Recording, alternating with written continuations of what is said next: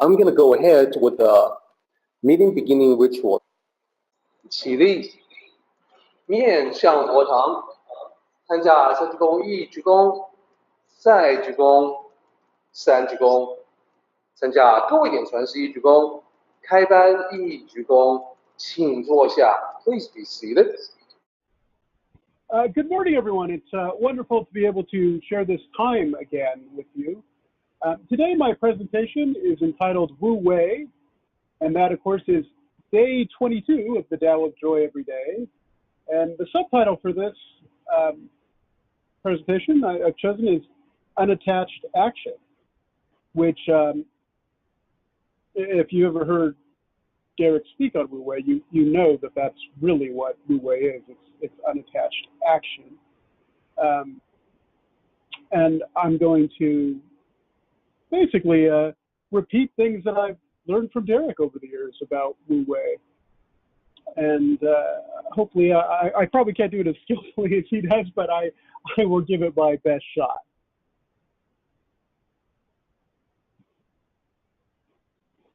So I want to start with a definition of Wuwei, because in the chapter in the Tao of Joy Every Day, that's how Derek starts, and he breaks it down.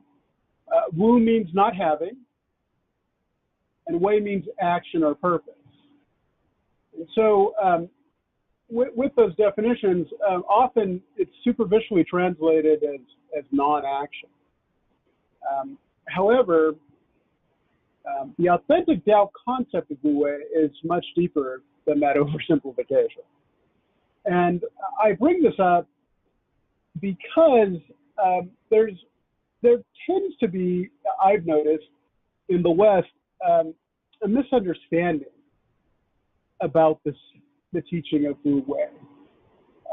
Somehow it's melded into, some people think it's doing nothing. And that's just not correct. It's an oversimplification. It doesn't go into the deep meaning. So I'm going to try to unpack the deep meaning a little bit today. So I want to talk about the misconception of Wuwei in the West first, a little bit. And to do that, I'm going to talk about someone I've talked about before, and that's a gentleman named Jacob Bronowski. I think I brought him up in my presentation on tools. I specifically talked about The Ascent of Man, which is a program he made in the late 60s that was aired in the early 70s. And it may seem odd that I'm bringing up Bronowski here to talk about Wuwei, but there is a reason, and I will explain. So Jacob Bronowski, of course, was a scientist, a mathematician, and a poet. He lived from 1908 to 1974. He was really one of the world's last great polymaths. I think the world today is so specialized that you don't see a lot of polymaths anymore. But he certainly was one for his time. An interview between Bronowski and Michael Parkinson that aired in 1974 on the BBC has something in it that reminds me of this misconception about Wuwei. So that's why I'm bringing this up. At one point in the interview, Parkinson asked Bronowski about how he balances being a scientist and a poet. And Bronowski talks about it a bit. And the whole interview is interesting, not just this part of it, but a lot of it. And one of the things that Bronowski says is he talks about how people wanting the promise, there are people who want the promised land without having to work for it. And everything he sort of says in that bit, it's just a few minutes toward the beginning of the interview, reminds me so much of the misconception that we encounter in the West that Wuwei is doing nothing. And if you've never seen the interview, it's available on YouTube, but I encourage you to seek it out because it's an hour that will be wonderfully well spent. I think people in this meeting would certainly enjoy it. But basically, when Bronowski answers Michael Parkinson's question, he asks him, hey, do you still write poetry even now? And he says, yes, I do, but he writes a poem once every Christmas and he sends it out to his friends. And then Parkinson asks him for an example, and Bronowski says, well, I'll give you one from a few years ago. And he shares this poem during the interview, one of his poems that probably, I don't know whether it's published or not. I don't think it is. I think it's just something he shared with his friends. But whenever I encounter people misunderstanding the concept of Wuwei, I always think of this poem. So I wanted to share it with you. And this is how it goes. This is the coast the lemmings reached. They did not drown, but simply beached. Here, after agonies and less, they found the go-go star, success, the goddess in the wilderness, who shook her breast and blessed the west. She beckoned from the burning glass, Medusa with a face of brass, and with her sunset fingertip, wrote as if in magnesium strip, a rain check on the Hall of Fame. Make a cross and put your name. I always think of this poem when I encounter people saying, hey, you know what, the best thing is to do nothing, everything's meaningless, don't do anything, let things unfold, don't touch it, don't take action. But what Farouqi points out is that when he came to California, a lot of people had come to California thinking of California as this great El Dorado, and they wanted to have all the success. And he talked about how you can achieve everything in the pause except for the desire to win. And of course, you know, in Eastern philosophy, and Taoism specifically, right, the dangers of desire have been well expounded upon, right? We've all heard that, and of course there's a certain truth to it, to be sure. Desire is something you have to be careful of. But what I want to point out is that desire is neither good nor bad, and maybe as its opposite, I've chosen indifference. There's probably a few different ones I could have chosen, but I went with indifference. Indifference in itself isn't good or bad, but the Tao is about obtaining balance. That's really what the Tao is about, and certainly, to me, Wuwei is like the perfect balance. And so to illustrate that, I've come up with this slide. Now I want to this slide that I have up here, where I have desire on the left and indifference on the right, and then I've sort of broken the yin-yang single apart, and in the middle I put attached action to represent that balanced center path. I sort of got this idea of this balanced center path from Chris. When I first went to the temple, Chris was one of the people who, you know, mentored me and taught me some things. And I remember one day he was sort of teaching me about balance, and he put up the yin yang symbol, and he drew sort of a reference on a blackboard at the temple of sort of a middle path between the two. Now, he wasn't specifically talking about Wuwei or desire or indifference, but he was pointing out that the Tao is about the balanced path. And I was new to the Tao and didn't know much, and Chris was kind enough to share his insights with me. And, you know, that's been several years now, and I thanks to him making that illustration, because I am sort of a visual learner. It really helped me to sort of understand that idea of the Tao is about the balance between the two energies. So,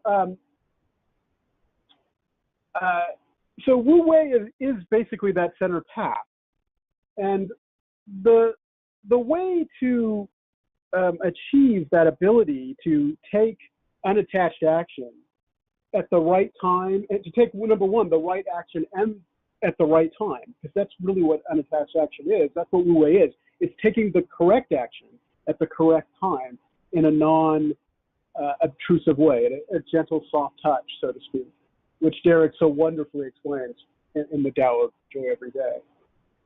But the first step, when you're, you know, beginning, or even if you're further along on the path, and you want to sort of master this idea of Wuwei, the best thing we can all start with, and we all need a reminder from time to time, is the importance of mindful awareness.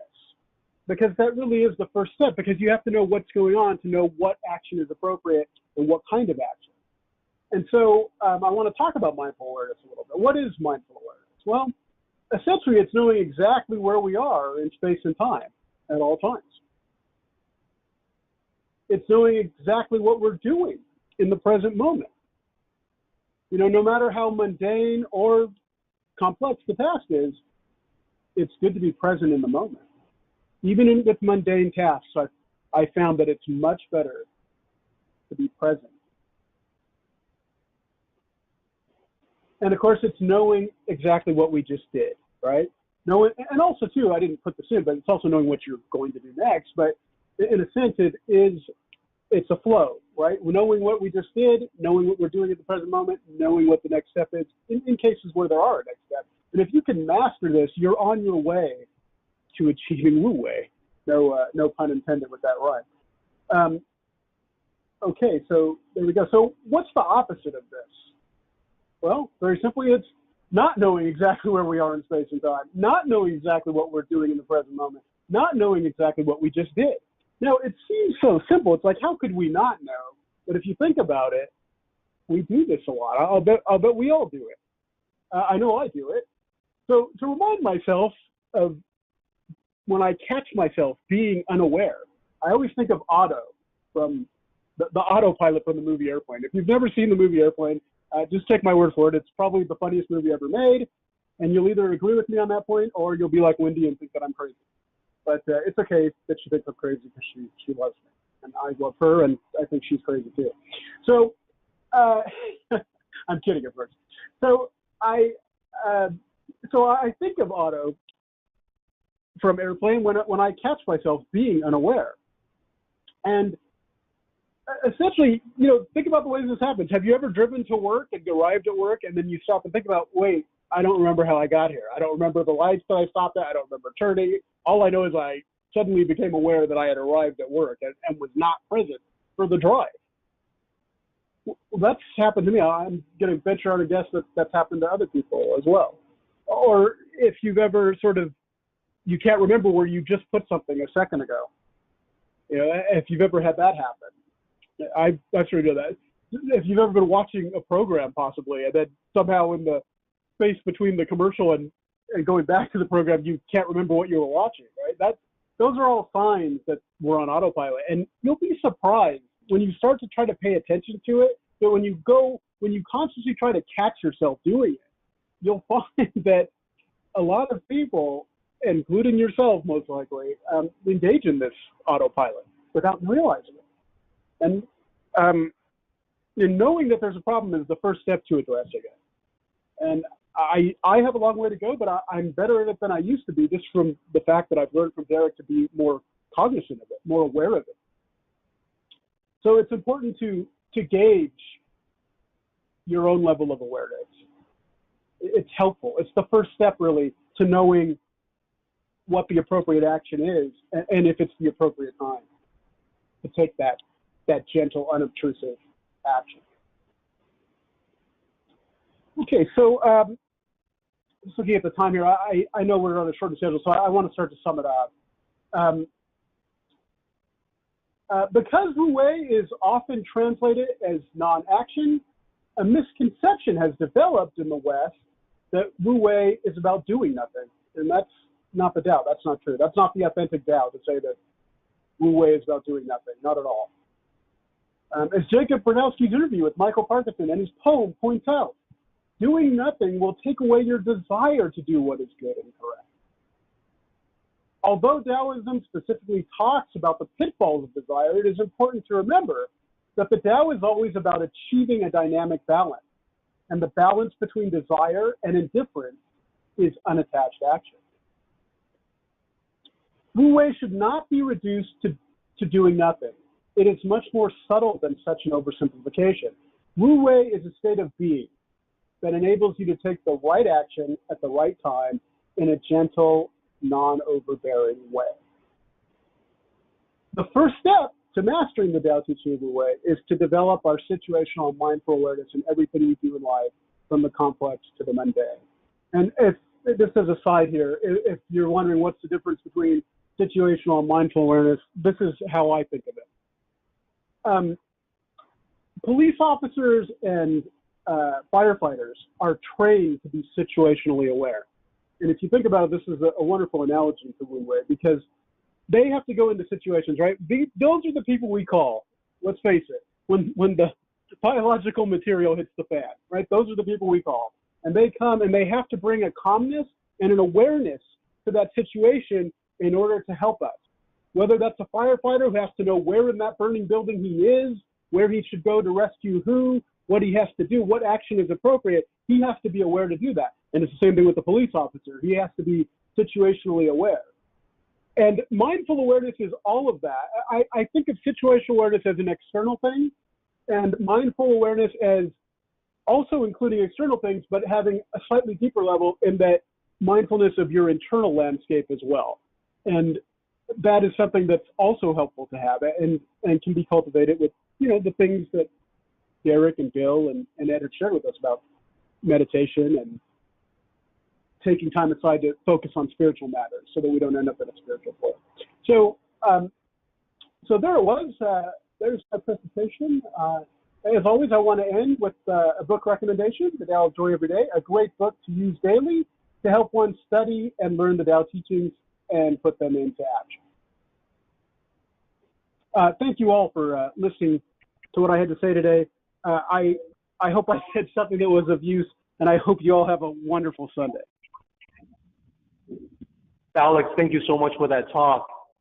It definitely resonates with me, especially as it's a reminder for me that I need to practice my mindful awareness.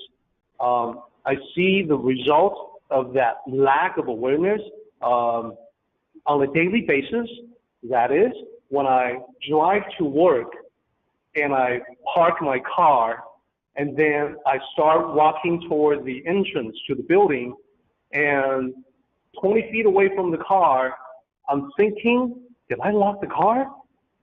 Oh, I have no recollection of locking the car. So I find myself walking back, checking the door. Okay, I locked it. All right. So that, to my mind, is a definite sign that I was like daydreaming, sleepwalking, just going through the motions without realizing what I was doing. So on a day like that, on a scale from 1 to 10, I would actually rate myself, like a 1. I was not aware. I have to go back.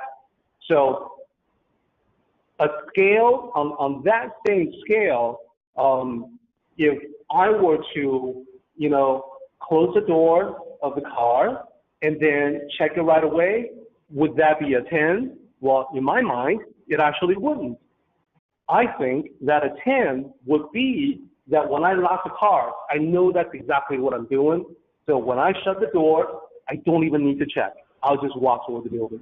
That's being mindful every instance, every moment. So I wanted to share that with everyone as sort of a confessional that I too lack mindful awareness.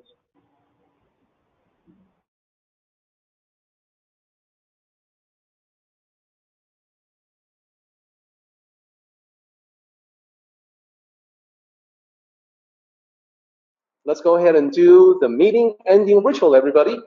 起立，面向佛堂，持架深鞠躬，一鞠躬，再鞠躬，三鞠躬，持架各位顶传十一鞠躬，斜翻一鞠躬。